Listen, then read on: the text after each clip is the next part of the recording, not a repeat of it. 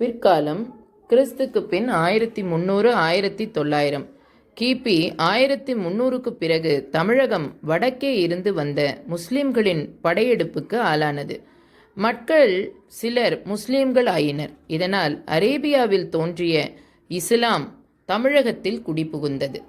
இப்புதிய சமய கொள்கைகள் தமிழகத்தில் பரவின.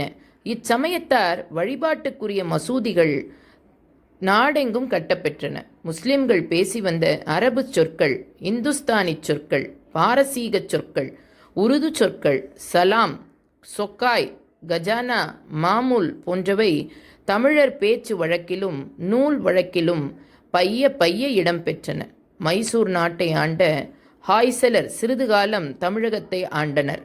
அக்காலத்தில் கன்னடர் தமிழகத்து ஊர்களில் குடிபுகுந்தனர். அவர்களால் கன்னட மொழியும் கன்னடர் பழக்க வழக்கங்களும் தமிழகத்தில் பரவின. பின்பு தமிழகத்தில் விசயநகர ஆட்சி ஏற்பட்டது. அதனால் தெலுங்கும் கன்னடமும் தமிழகத்தில் சிறப்படைந்தன. தெலுங்கரும் கன்னடரும் தமிழகத்தில் மேலும் பரவலாக பரவி வாழத் தொடங்கினர். அவர்தம் கூட்டுறவால் உண்டான மாற்றங்கள் சிலவாகும். உடை, விசேடம், ஒப்பனை, மொழி, கட்டடக்கலை முதலியவற்றில் மாறுதல்கள் உண்டாயின.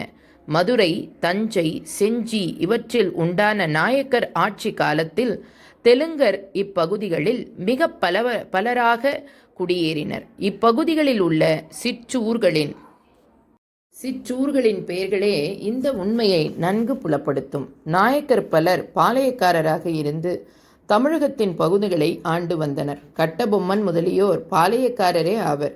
நாயக்கர் காலத்தில் கட்டடக்கலை வியத்தகு மாறுதலை பெற்றது. சௌராஷ்டிரர் பாண்டிய நாட்டில் குடியேறினர். அவர்களால் பட்டு நூல் நெசவு சிறந்து விளங்கியது. நாயக்கர் ஆட்சிக்கு பிறகு தமிழகம் முஸ்லிம்கள் ஆட்சிக்கு உட்பட்டது. தமிழர் சிலர் முஸ்லிம்கள் ஆயினர். அவர்கள் வாயிலாக இஸ்லாமிய பண்பாடு தமிழகத்தில் பரவியது. இந்துஸ்தானி, உருது, பாரசீக சொற்களும் யுனானி மருத்துவ முறையும் பரவின. தஞ்சை, செஞ்சி ஆகிய இடங்களில் மகாராட்டிடர் சிறிது காலம் ஆட்சி புரிந்தனர். அவர்களால் மகாராட்டிர சொற்களும் கலையும் பண்பாடும் தஞ்சை, செஞ்சி முதலிய இடங்களில் பரவின. வாணிகத்தின் பொருட்டு தென்னிந்தியாவில் குடியேறிய போர்ச்சுகீசியர், டச்சுக்காரர்கள், பிரெஞ்சுக்காரர்கள், ஆங்கிலேயர் என்பவர் தம் செல்வாக்கு பெற்றிருந்த இடங்களில் தத்தம் மொழியையும் நாகரிகத்தையும் பரப்பினர். புதுச்சேரி, காரைக்கால் பகுதிகளில் பிரெஞ்சு மொழியும் பிரெஞ்சு நாகரிகமும் பரவி இருக்கின்றன.